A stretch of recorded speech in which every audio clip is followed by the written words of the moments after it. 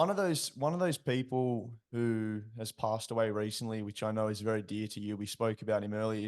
Is Russell Manser. Mm, As I said to you, I wanted to devote this podcast to him. I know mm, it's an association that you both your stories based a lot around is the bank robber identity, but you both did a 180 with your life and you turn yourselves around. You know what you're doing at the moment is incredible, just as what Russ was doing to get money and support for victims of abuse and compensation for victims of abuse. mm, So yeah, just want to anyone who's listening who's either followed Russ for a long period of time or known Russ more personally. I know some of his friends and family have followed the podcast. Um, just want to send our condolences to him and his family. What were your best, fondest memories of Russ? his, his shorts, definitely his shorts, because they always make me laugh. But man, I met Russ in 1991 in Long Bay Jail. I was 18 at the time, and Russ was wearing those shorts. But you could only wear green in there. But he wore these tight shorts that were right up his legs, and he had this blonde hair, looked like an absolute surfy out of Maroubra or something.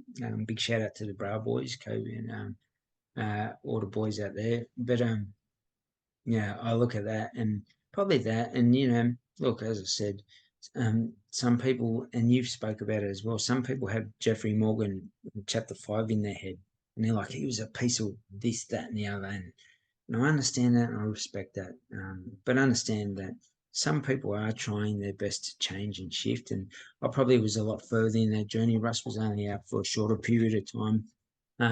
I seen he had a lot of demons and a lot of work to do, but one thing I share about Russ is the fact that he was willing. I had real man to man conversations with Russ. Say, listen, Russ, this is what's coming up, and this is, and I not in a stern way. I just say this is what's coming up on a regular basis. It tells me that that's how you're acting, and if that's how you're acting, have you ever thought about why you act like that? Because I was that person. I remember I sought validation from other women in relationships rather than sticking to one.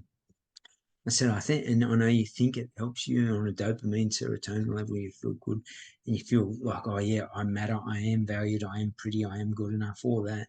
I said, but realistically, it's damaging you on a life level. And I said, as soon as you stop taking that information or education and not applying it or trying to apply it, I'm going to step away from yourself. And one thing the reason why I stayed around Russ, I didn't know him outside personally. I never hung around him outside, other than recently where we caught up and did Some um, videos and videos and so forth, because we're both in the same space trying to inspire people to greatness. But people that have been in custody or on drugs, but also people that are high flyers as well, that have got toxic behaviors. A lot of people, in that space, they can sit and judge our lives. Every Friday they're racking up on, as soon as, not even sometimes during the week, as lawyers, as yeah, doctors, as surgeons. I know that for sure because I've been in the room with these people.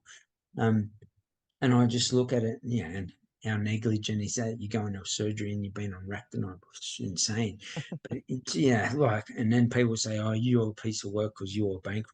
Like, tell me the difference. It's all toxic behavior. yeah, But I look at Russ and he was trying and he did. He always listened, man, and he always said, Morgs, I respect you and I appreciate the man. We don't do it enough as men. So if you're doing something toxic, Hayden, and I say, don't worry about it. Yeah, high five, brother. You cheated on your wife with that blondie. Gives a high five on that. Rather than saying, hey, brother, why do you feel you need to do that to your wife? What was the point of committing to your wife? How many men would have that conversation?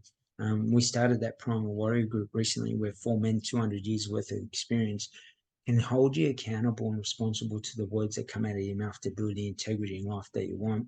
And that means commitment to yourself, and commitment to yourself means commitment to everything else, your business, your partner, your dog, your kids, and I wasn't that. And I've taken that away, but and I passed that on to everyone in that space, including Russ. And Russ always grabbed it, and he was always improving. I'd say, he was crawling towards a better version of himself. That's my version of him.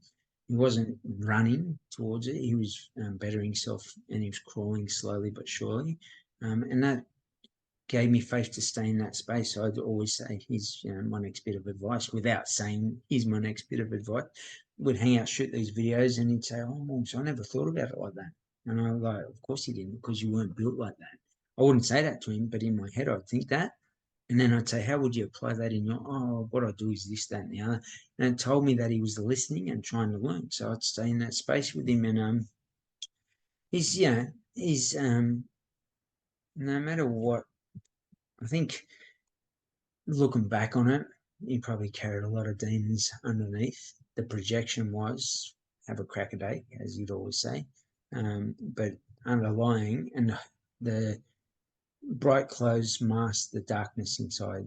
So, and it's something I want everybody to understand and remember us for. Don't hide behind those clothes, that mask of have a crack a day, have the the shiny clothes, the shiny car, the shiny house. Do that for yourself first. Work internally inside yourself so you understand yourself, and then the projection on the world, you won't care. And that was one thing he did do well. Just didn't care. He wore those shorts. He wore the budgie smugglers with the cowboy hat. I'll never forget. And anytime I think about not putting myself out there, I'm like, fuck, if he can do that, why can't you do that? If Pamela could stand up when no one else would, why can't you do that as well? And use these strengths of people in that space. And he'll be remembered for me. I have that golden rule: don't open your mouth unless you're going to say something positive about somebody.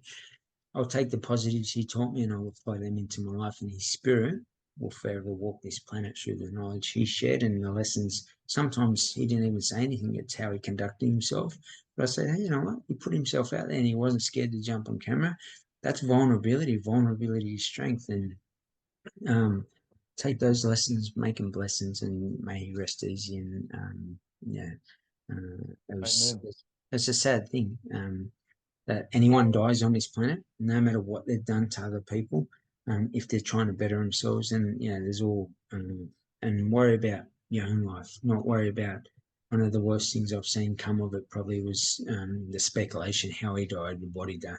No one knows unless you read the toxicology report, the coroner's report.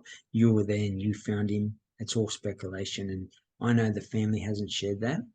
They've shared something with me. I'll keep that to myself, and the world doesn't need to know. I didn't ask for that information. They gave that up, and that's going to be in my. I don't need to tell anyone. And if anyone says, "Tell us, Malls, what happened?" It's none of your business. And I didn't.